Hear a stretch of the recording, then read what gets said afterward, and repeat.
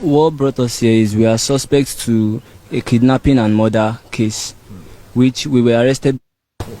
What brought us here is we are suspects to a kidnapping and murder case, which we were arrested by a professional anti-kidnapping squad, as I say. So the way the whole thing happened, the entire thing, the way it happened, if I should explain from A to Z, the victim, which is my associate's old-time school friend, they were, as we wanted to bring the guy to my own apartment. So we tried to convince him, and the guy, the first time we attempted to bring him, we sent him transport to come, and then he said he was coming on the.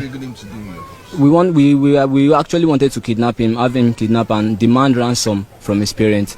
And then my friend. Whose idea was that? Your idea or his idea? It was his idea. Why it was his idea was, if I had someone to bring, I will. But the guy the victim was his own idea, because they were the one that knew each other from past. So he told me, he said the family is from the guy is from a very rich family that they can bring up to 200 million naira. Which I said, okay, if you think 200 million is sure, which I said 200 million is a bit much, but how about if you are very sure of 200 million? How about we cut it down to 150?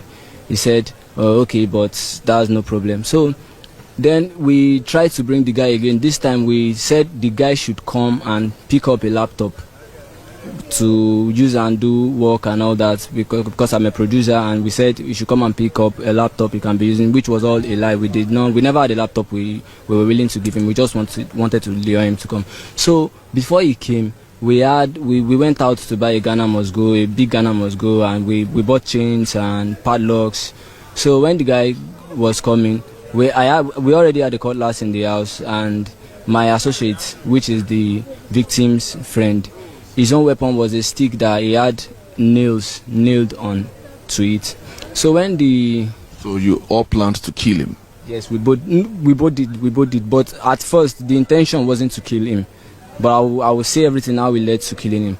So when the victim came to the house, my associate, being his old-time friend, welcomed him, and they talked about how they used to be together in army cantonment together. So while they were talking, myself and my associate, we were chatting on WhatsApp, talking about how we would make everything go right that day. So myself and my associate agreed that I should go inside, and our music was playing. We were playing music, loud music that day. So myself and my associate agreed that I go inside and bring out our weapons, which mine was a cutlass and his was a stick that had nails on it.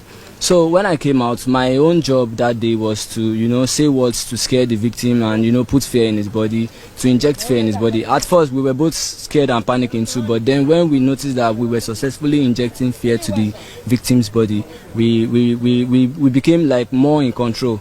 And then I started saying words like, there's a way you behave and act that you leave this place successfully, and there's also a way you act and you never leave this place. We were, And then when I told the victim to sit on the ground, which he did.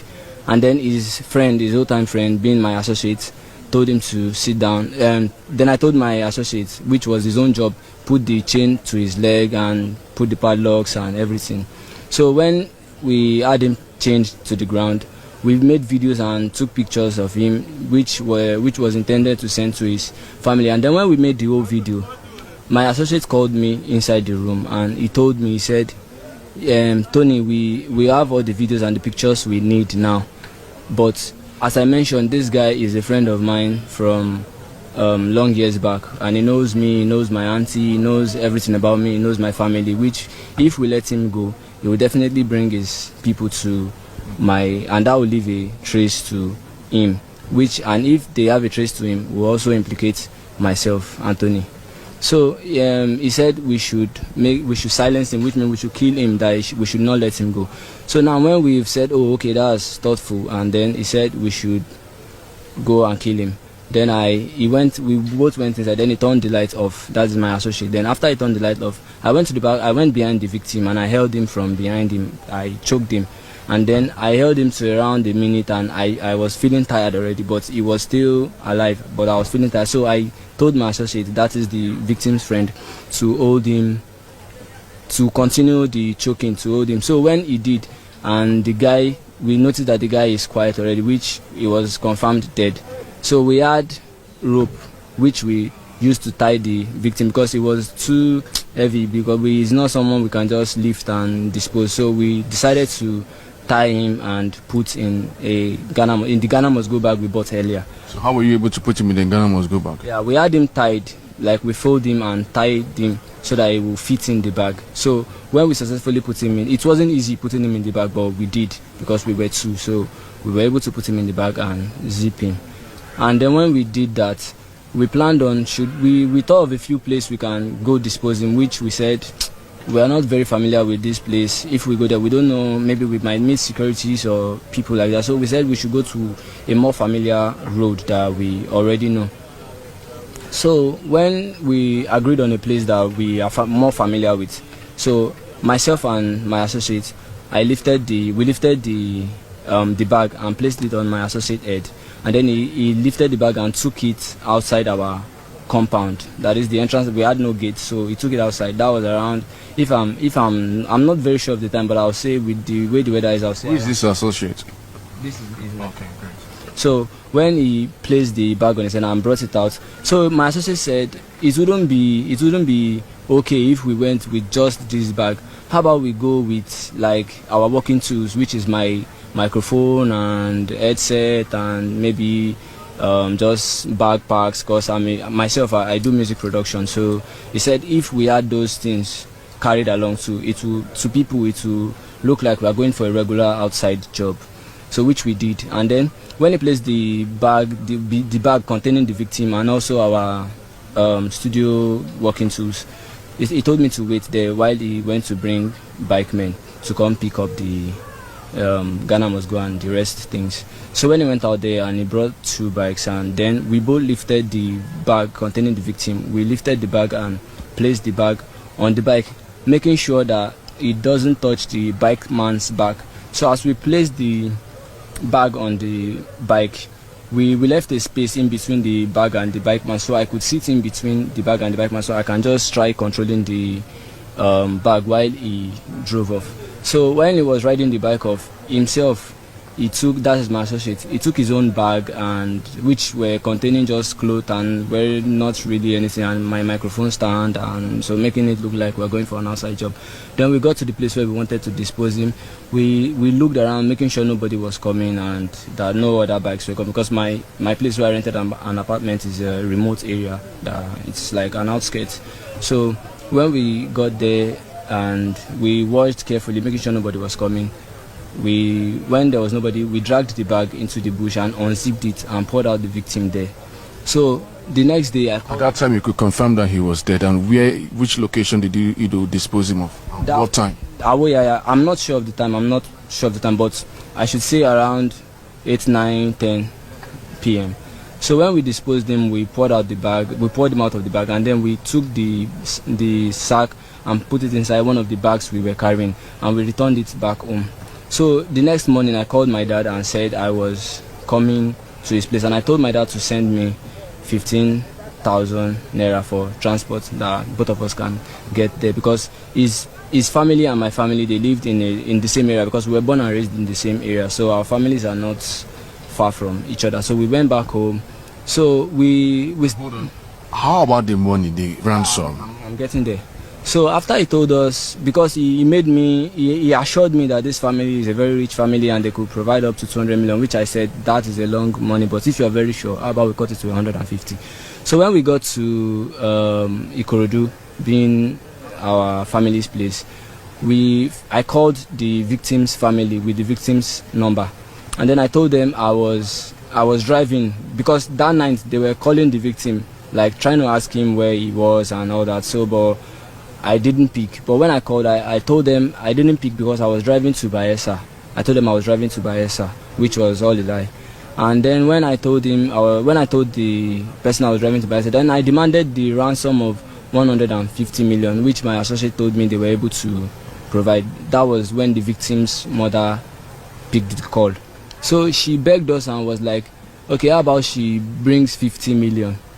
So immediately she said, how about she brings 50 million? My associate ended the call and told me, and he said, didn't I tell you this family is so rich? I told you they were so rich and they could provide this money. But why she said 50 was because maybe she doesn't want to go far at first. She just wants to, maybe price in and all that. So I said, okay. He said they can, let's not worry. Then I called again, but this time was the victim's sister, telling us that our mother only made mention of that 50 million out of fear that when someone asks you for 150, that how can you possibly say you don't have it, or you want to say you have one out of 150. So she then told me that even her mom now, the fear and the panicking has made them take her to the hospital. So the girl herself was not like, okay, how about she herself provide 5 million naira, which I told my associate, and then my associate told me, he said, no, that they are just trying to play games with us. And I said, are you sure about this? Then I started seeing myself, I started seeing signs that this family aren't really rich as he claimed. So as they said, she said 5 million naira. I said, oh, okay. At first we kicked out that now we don't do that. That even if she was going to do the 5 million naira, it was nothing to us. That so then I called her and I generated this account that they were accounts that to receive money. They are the kind of account that when you want to use them to receive money, you have 15 minutes time frame to send money to it. If you don't, within that 15-minute time frame, the account will be shut down. So I sent them the first account and she said, oh, okay, she cannot send the 5 million and that she doesn't have it. So the account got shut down. Then she said she will bring 3. My associate said these people are just trying to play games with us. That I said, but at least with that 3, if we even had 1.5 to each other, I can still use 1.5 to open a hairdressing shop for my sister, because she's a hairdresser. She learned hairdresser, but she's working as house help from places to places. So I thought I could, with 1.5 I could open a hairdresser shop for her. So in a short, were you able to get the money, and how much were you able to get? Okay, to cut the whole thing short, after buying a lot of time from us, the victim's family buying a lot of times from us, she then agreed that okay, all she had with her, that she had spent money on her mother, which she said was in the hospital. So she then said all she had was 200,000, which I said, even the 200,000 you are sending it for me to buy fuel to come all the way from Bayelsa back to Lagos. So she said okay, she will send it 200,000. And this time I was unable to get another account that that type of account that dies in 15 minutes. But this time I picked the phone and called my associate, my friend, that okay, they said they want to send 200,000, but he didn't pick because the phone didn't go through. So I thought, since she wanted to send the money now, I wouldn't let that be a delay, because I wanted to call him so we can go together in search of POS to receive the money. So he didn't pick, so I thought I should go alone. So when I went out alone to Itamaga bus stop to get is it okay that I mention names of places? Okay, so when I got to the bus stop and I got the POS, and the victim's family already told me that the 200k she's sending, she can only send to an OPay account, which I said okay. And I got to the POS, I asked her, do you have OPay account? She said yes. I said, can I get 100,000 naira cash from you? She said sure. Okay, I gave the victim's family the account number and they sent the first 100. So I then asked the POS lady again that, how about, can I still get another 100? She said yeah, sure. Then I told the victim to send another 100 to that particular account, which she did. So when she sent the other 100, I got home and I picked the phone to call my friend to tell him that they've sent 200. But when I called, his phone still didn't go through. That was the night I think he got caught, or maybe all the time I was calling, maybe he was already caught. So as I was at home I was just around the corner pressing my phone, and then I saw this jeep coming to. So at first I wondered. I said, all my life here I've not seen this kind of jeep come this place. But then I felt like. So you were arrested there? Yes, then they come outside and they pretended to ask for directions from me, not knowing that they wanted to catch me. So when they caught me, they brought me to my apartment and they shot my leg, and then then a lot of people ask me, they say that I've met a few people around, maybe in the station, and then a few people that come around telling me that I don't talk remorsefully about, like I don't feel sad about it. Yes, I feel so sad about it, but the truth is, there are times when you feel like you don't deserve mercy and you don't even deserve pardon from people. What's next for you now? Because clearly you seem to be very educated. Why would you go into this kind of prayer? I mean, Okay. what were your plans really for Okay. 150 million? Let's see that actually happen. Okay. In just a minute, tell you that. Okay, let's when I got home, I told my dad I told my dad my dad is a very old man. I told him that because my dad he sells firewood, he breaks wood and sells, and his own mom she sells fufu. So we were like I told my dad, I said I wanted to build him a house in Delta State, and that my mom I wanted her to, and my sister I wanted her to stop working as a house help everywhere.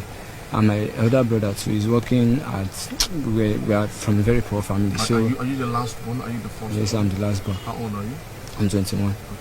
So what the first thing that brought the whole thinking was at least I will build a house for my dad, and he will stop cutting wood and sell, and you know we can maybe I will have my sister our hairdressing shop. And How do you feel about all this now? Because it looks like I mean, what next for you? I don't know, hold it for you. I feel so sad about it, but I believe God should forgive us. God should forgive us because we've killed. So I believe God should forgive us. I wish the money came, the 150,000. My mom is very poor. She always fufu.